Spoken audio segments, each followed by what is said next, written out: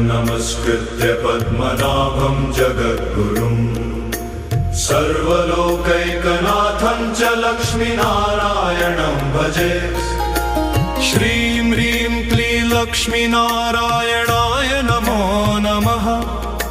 शरणागतपालं त्वां भजे भक्तवत्सलम्। शङ्खचक्रगदा पद्मधरं देवमनुत्तमम् पीताम्बरधरं देवं लक्ष्मीनारायणं भजे। भक्तानुकम्पिनं देवं दीननाथमनामयम् भोगमोक्षप्रदं नित्यं लक्ष्मीनारायणं भजे। श्यामलं कमलाप्रियं प्रसन्नं पुरुषोत्तमं श्रीवत्सलाक्षितं देवं लक्ष्मी